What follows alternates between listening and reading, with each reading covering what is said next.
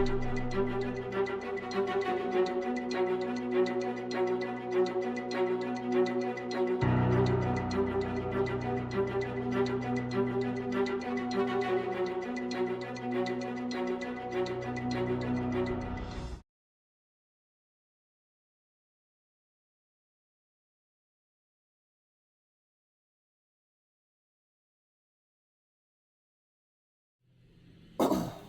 mean, from then to now, it was a very serious thing.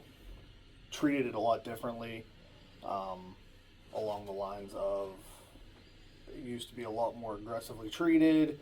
Always mandated people had to go to the hospital to now in-home Narcan. It's readily available to where people are staying home, even against medical advice.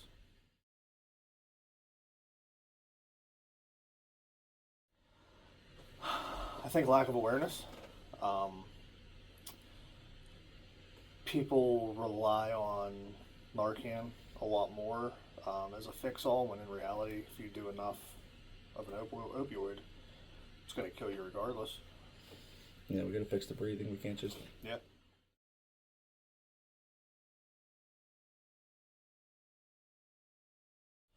Um, Obviously, anything laying around. I mean, everything's new. Always something different coming out.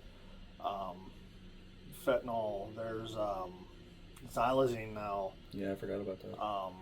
I've seen a lot more of that recently than ever before. Um, but as far as training goes, it's a lot of good things. I know I've talked to Charles, the training supervisor, and said we should get trained for xylazine. And more public knowledge, I think, is good. I don't think it should be a pillow for us, for people just to be handing out Narcan and not calling. Yeah. Nobody knows the true severity of something. It's just the overall willingness to keep training on it, something that's very positive. Yeah.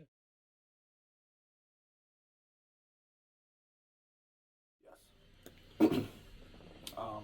Everybody used to be so afraid to go up to somebody who was laying on the ground that they thought was overdosing. They see with a needle in their arm, a crack pipe, whatever. Now, people are robbing them. They are. I mean, it's crazy. Just the shift of self-awareness and, once again, everybody relying on Narcan. It's a great thing, but I don't think it's something that the public should be policing themselves. I don't think a lot of them realize that it's not just a matter of the chemical. Like the chemical still shuts down your breathing. Like we still need to fix the Yeah, breathing. it's a matter of time. Yeah. Minutes sometimes before it shifts back and that person's out cold laying on the side of the road 30 feet down. Yeah.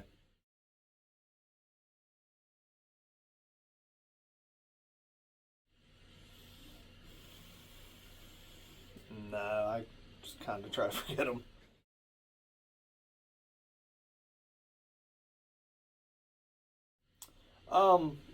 I mean, I've seen, not personally, but I've just seen, we have all of our street fairs and things like that, and the county is always out there now.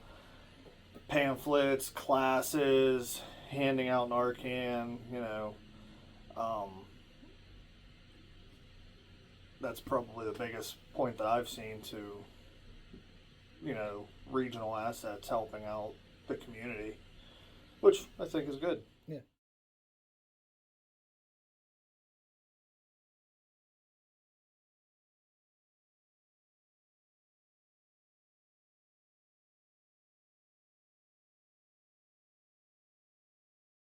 It's probably the change has been that it's gotten worse.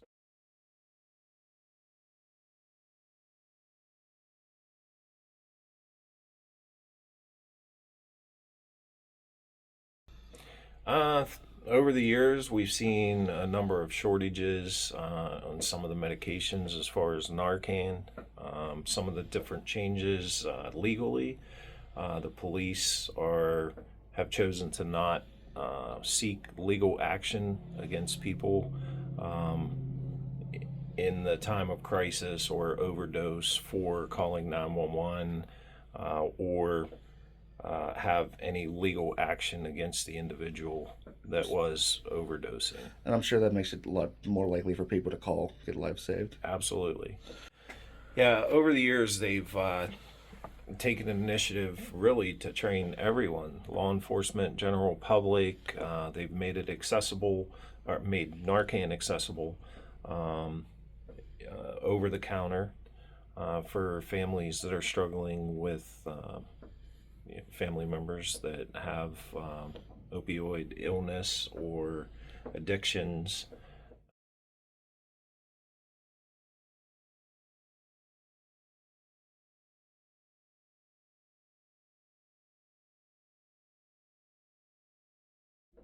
They also have trained our police officers, a lot of different public safety entities, or public safety and public service entities, public works, police.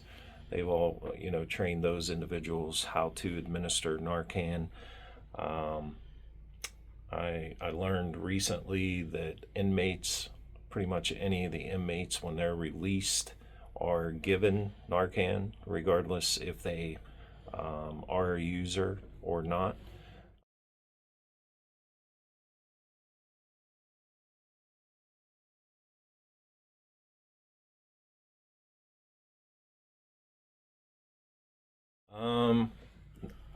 No, I don't think the public perception has really changed. I think the only thing I could think of is the way fentanyl has been like vilified. Like, because we use it as like a controlled substance that's from a lab that we're using specific doses, whereas they're thinking about, like, you see these people that are overdosing compared to heroin, you just can't seem to get it back. Like, I've been on calls with you where we've used a lot of Narcan to get somebody to come back to breathing on their own. Well, I think there's a point where lack, I don't want to say lack of training, but people get a little overzealous. They expect that response to be immediate, so they use a lot of Narcan. There's probably an overuse of that. Yeah. I think, to help fix it, we need to start looking at other options. I know they've tried to put a little bit tighter controls on, or they are looking at putting tighter controls on prescriptions and administering opioids, but I think most people, we live in the world of immediacy. We want something that's going to take care of our pain immediately. So, your ibuprofen and stuff that takes 30 minutes and whatnot. Correct. Yeah. People, they don't want to deal with that. Or invasive procedures, injections and steroids and things like that are going to take a little bit of time to work. People don't want to wait on that. You have to have a lot of self-control if, as the patient, if you're administered opioids, and understand, it is there to help your pain. But, you have one class of people that wants to use that to solve their problem, and then they become addicted, and it takes they run the risk of challenges getting off of it. Yeah. And then you have a class of people that don't want to take them for fear of becoming hooked, and that is that persona of, addiction. Yeah. Yeah, they make it sound like the second you take it for the bridge to the hospital that you're going to be on it forever. Correct.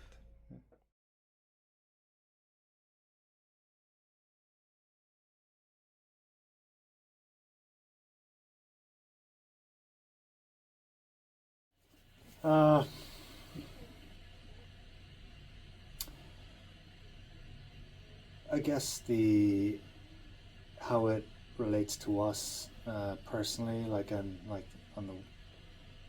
the day-to-day work side of things, like frequency of overdoses that we respond to, the people that it affects, namely kind of all demographics. But to be fair, I feel like it disproportionately hits more at-risk demographics. Yeah. And also, like, it brings up like a broader kind of like picture of the damage that it has done to like the nation as a whole, and generations of people that have been kind of wiped out, and towns that have been kind of wiped out. So it's kind of like, I guess you can't overstate how kind of endemic it was or is. You know? Yeah.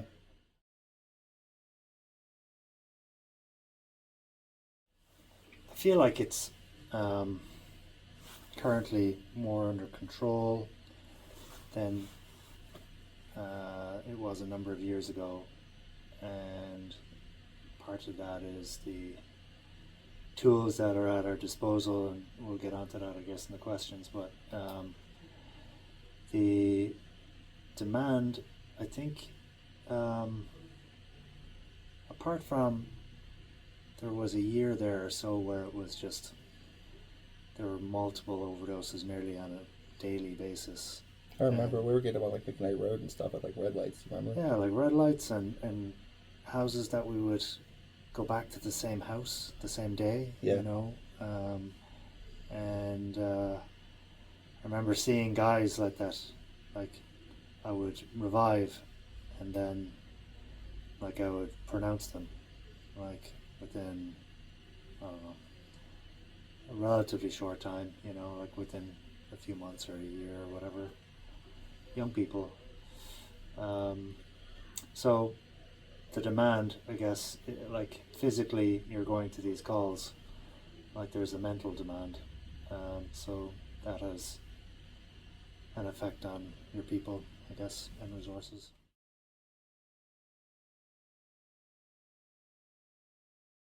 As a service, I mean, I feel like,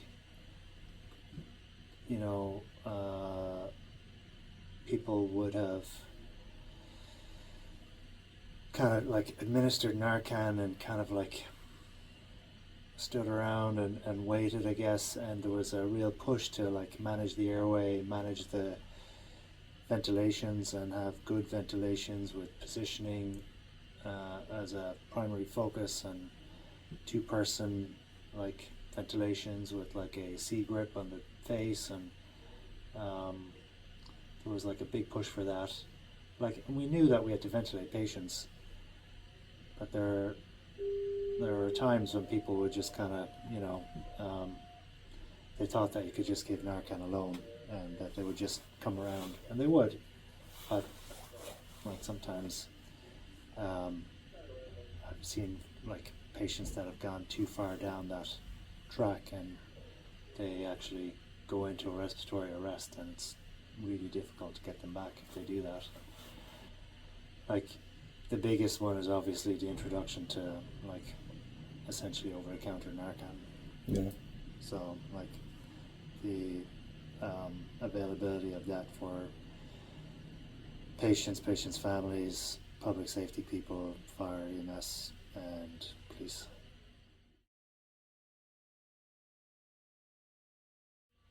I think there's been more awareness to the dangers of opioid addiction, and I think most people know of somebody that has been affected one way or the other with like opioids, and you know, it's just like the OxyContin coverage and like the news stories that have covered like how addictive they were, and like the pharma stance on implementing, or not implementing, but rolling out like these super addictive opioids, and kind of prioritizing profits over everything else. Yeah.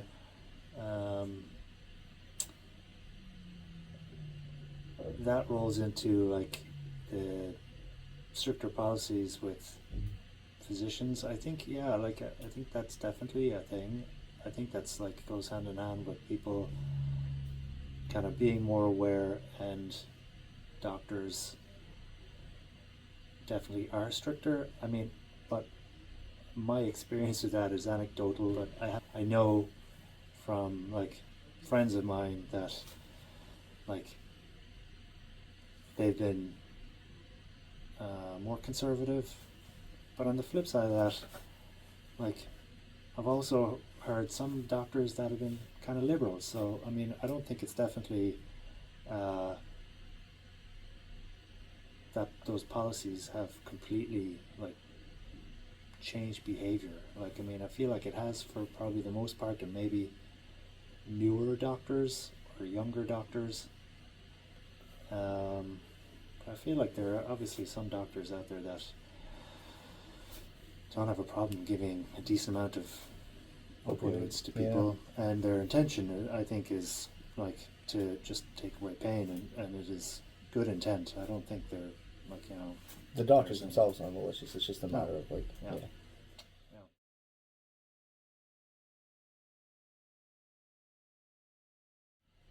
I mean, personally, I have not. Well,